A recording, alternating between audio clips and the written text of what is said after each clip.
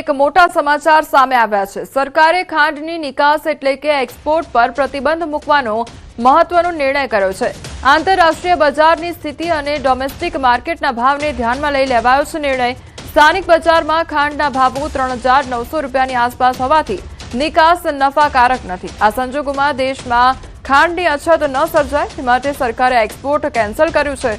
હાલ આંતરરાષ્ટ્રીય માર્કેટ કરતાં આપણા ડોમેસ્ટિક માર્કેટમાં ખાંડના ભાવો ઊંચા છે। સરકારે અગાઉ 15 લાખ મેટ્રિક ટન ખાંડની નિકાસની મંજૂરી આપી હતી, પરંતુ નીચા આંતરરાષ્ટ્રીય ભાવોને કારણે અત્યાર સુધી માત્ર 7 લાખ મેટ્રિક ટન જેટલી જ ખાંડ એક્સપોર્ટ થઈ શકી છે।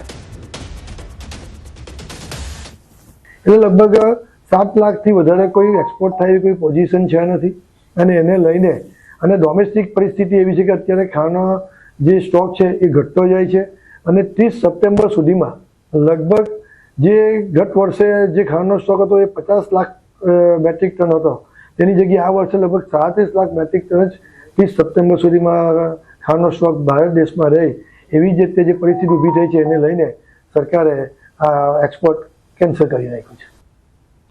સુરત અને તાપી જિલ્લાના પશુપાલકો માટે ખુશીના સમાચાર સામે આવ્યા છે। સુમુલે પશુપાલકોને બોનસની જાહેરાત કરી છે, તો કિલો ફેટ દૂધના 120 રૂપિયા બોનસની જાહેરાત કરવામાં આવી છે। પ્રતિ કિલો ફેટના 1,020 રૂપિયા ચૂકવવામાં આવશે, તો જિલ્લાના 2.5 લાખ પશુપાલકોને મોટી આર્થિક રાહત પ્રાપ્ત થશે। સુમુલ ડેરી સાથે સંકળાયેલા પશુપાલકોને મોટો ફાયદો થશે, તો સુમુલના આ નિર્ણયને પૂર્વ ડિરેક્ટર જયેશ પટેલે આવકાર્યો છે। સુમુલ ડેરી દ્વારા ગત નાણાકીય વર્ષ દરમિયાન પશુપાલકોને સરેરાશ પ્રતિ કિલો ફેટ ₹870નો ભાવ ચૂકવવામાં આવ્યો હતો। કિલો ફેટ દૂધ 120 રૂપિયા મળી કુલ પ્રતિ કિલો ફેટે 1,020 જેટલી રકમ પશુપાલકોને મળશે।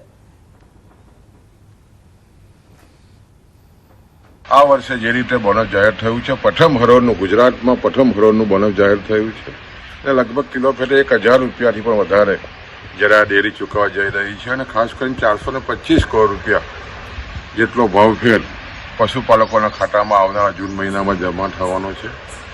ખૂબ જ પશુપાલકોમાં ખાસ કરીને આનંદની લાગણી છે। વડોદરામાં જાતિના દાખલા માટે અરજદારોને હાલાકી ભોગવવાનો વારો આવ્યો છે। અરજદારોની વેદના સાંભળી ધારાસભ્ય લાલઘુમ જોવા મળ્યા છે। ધારાસભ્યે મામલતદારને ખખડાવ્યા તો બાળકોના ભવિષ્ય સાથે રમત નહીં ચલાવાય, ગરીબોને હેરાન કરશો તો હું તમને છોડીશ નહીં। ધારાસભ્યએ સમગ્ર મામલે કલેક્ટરને રજૂઆત કરી 5 દિવસ સુધી ધક્કો અરજદારોના ખવડાવતા હોવાનો દાવો કરવામાં આવી રહ્યો છે, ત્યારે ગરમીમાં અરજદારો લાઇનમાં ઊભા રહેવા માટે મજબૂર બન્યા છે। અરજદારો માટે પીવાના પાણીની વ્યવસ્થા નથી।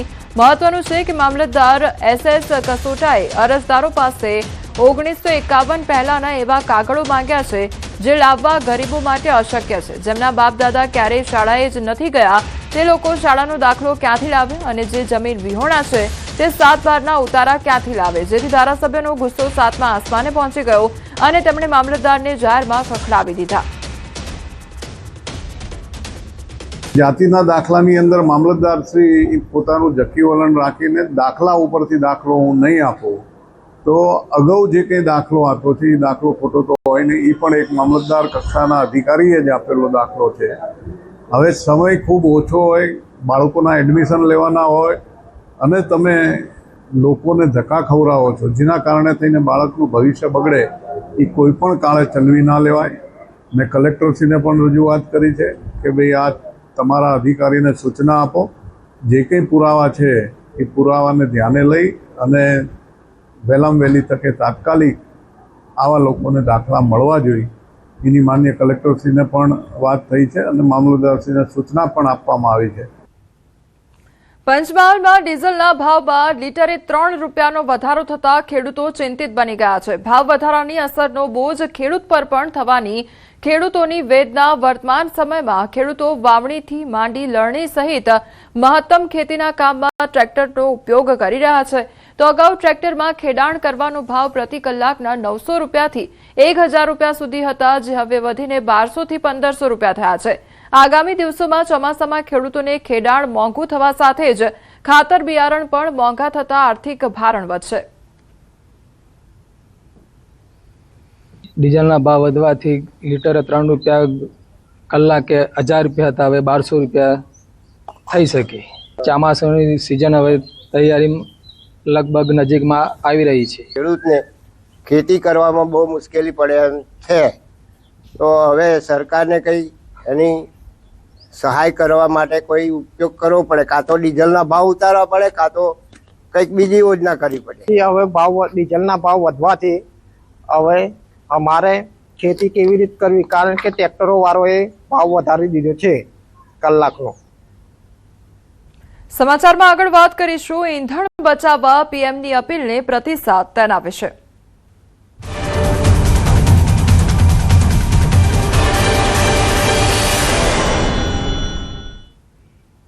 વડાપ્રધાન નરેન્દ્ર મોદીના આહવાન બાદ ઈંધણનો ઓછો ઉપયોગ કરવાના પ્રયાસો શરૂ થઈ ગયા છે. ત્યારે આ પરિસ્થિતિને ધ્યાનમાં રાખીને ભરૂચમાં વિલાયત સાયખા જીઆઈડીસી માટે જીએસઆરટીસીની નવી બસ સેવા શરૂ કરવામાં આવી છે. સેવા શરૂ થતા કર્મચારીઓ અને ગ્રામજનોને રાહત મળશે. નવી બસ સેવા શરૂ થતા કંપનીના કર્મચારીઓ અને વેન્ડરો તેમજ વિલાયત, ભેરસબ અને સાયખા ગામના રહેવાસીઓને મોટી રાહત મળશે. જાહેર પરિવહન સુવિધા વધતા ખાનગી વાહનો પરનો આધાર પણ ઘટશે. એના એમ્પ્લોઈઝ, વેન્ડર્સ વગેરે ડેલી અપડાઉન કરતા હોય છે. એટલે એ ઉપલક્ષમાં અને માન્ય વડાપ્રધાનશ્રીએ પણ પબ્લિક ટ્રાન્સપોર્ટનો મેક્સિમમ ઉપયોગ થાય એના માટે અપીલ કરેલ હોય. ઉપરાંત જીઆઈડીસીના જે કોઈ પણ પદાધિકારીઓ હતા એમણે પણ તાજેતરમાં ઇન્ડસ્ટ્રીયલ ફેરમાં માન્ય નાયબ મુખ્યમંત્રીશ્રી અને મુખ્યમંત્રીશ્રી સમક્ષ આ બાબતની રજૂઆત કરતા આજથી એનો શુભારંભ કરવા જઈ રહ્યા છે. પીએમ મોદીની ઈંધણ બચાવવાની અપીલને લઈ તંત્ર હરકતમાં આવ્યું છે. પેટ્રોલ ડીઝલ બચાવવા પ્રયાસો શરૂ કરાયા છે. ભાવનગર કમિશનરે લોકોને ખાસ સૂચન કર્યું છે. શહેરીજનોને ઈ બસ સેવાનો ઉપયોગ કરવા અપીલ કરવામાં આવી છે. હાલ શહેરમાં 50 ઈ બસ સેવા કાર્યરત છે. આગામી 10 દિવસમાં વધુ 25 બસ આવશે. તો કર્મચારીઓને એક વાહનમાં સાથે આવવા અપીલ કરવામાં આવી છે. તેમજ ઇલેક્ટ્રિક વ્હીકલનો ઉપયોગ કરવા અનુરોધ કરાયો છે. તો મનપામાં પણ ઇલેક્ટ્રિક વ્હીકલનો ઉપયોગ થશે. જે વ્હીકલ પુલિંગનો છે એનો પણ આપણે સારામાં સારી રીતે યુઝ કરીએ અને જે મહાનગરપાલિકાના કર્મચારીઓ છે એમના માટે પણ અમે સૂચના પણ આપી છે અને અમે પરિપત્રિત પણ કરીએ છીએ કે આપણે તમામ લોકો જે વ્હીકલ પુલિંગ છે એનો સારામાં સારો અત્યારે યુઝ લઈએ અને સાથે સાથે મહાનગરપાલિકા પણ આવતા સમયમાં કે જે આપણી જે ફ્લીટ છે જે અત્યારે ડીઝલ અને પેટ્રોલની છે તો અમે પણ એમાં ઈવી વ્હીકલ્સનો યુઝ કરવાનો અમારો અત્યારે પ્રયત્ન છે. તો આપણે તમામ લોકો જે વડાપ્રધાનશ્રીની અપીલ છે એમાં જોડાવીએ. મહેસાણા જિલ્લા ભાજપ કાર્યાલય ખાતે ભાજપના નેતાઓએ લીધા વિશેષ સંકલ્પ. પીએમ નરેન્દ્ર મોદીના આહવાનને ઝીલીને ભાજપ નેતાઓનો મોટો નિર્ણય. દેશના અર્થતંત્રને મજબૂત કરવા ધારાસભ્યો અને હોદ્દેદારોએ લીધા શપથ. ભાજપના નેતાઓ આગામી 1 વર્ષ સુધી સોનું નહીં ખરીદવાની કર્યો છે સંકલ્પ. 1 વર્ષ સુધી વિદેશ પ્રવાસ ટાળીને સ્વદેશી પ્રવાસનને વેગ આપવાનો સંકલ્પ લીધો છે. બિનજરૂરી ઈંધણનો વપરાશ ઘટાડી પેટ્રોલ ડીઝલની બચત કરવાના પણ શપથ લેવામાં આવ્યા છે. અમદાવાદ નીટ પેપર લીક મુદ્દે એબીવીપીનો હોબાળો જોવા મળી રહ્યો છે. ગુજરાત યુનિવર્સિટી બહાર કાર્યકરોનો વિરોધ જોવા મળ્યો છે. કાર્યકરોએ ભારે સૂત્રોચ્ચાર કરીને વિરોધ નોંધાવ્યો છે. તો વારંવાર પેપર લીકની ઘટના બનતા વિદ્યાર્થીઓમાં ભારે રોષ જોવા મળી રહ્યો છે. દોષિતોને કડક સજા આપવામાં આવે તેવી માંગ કરવામાં આવી છે. તો કાર્યકર્તાઓએ રસ્તા રોકીને ટ્રાફિક ચક્કાજામ કર્યો હતો. પોલીસે વિરોધ કરતા કાર્યકરોની અટકાયત કરી નેશનલ ટેસ્ટિંગ એજન્સીના ડાયરેક્ટર રાજીનામું આપે તેવી પણ માંગ કરી છે.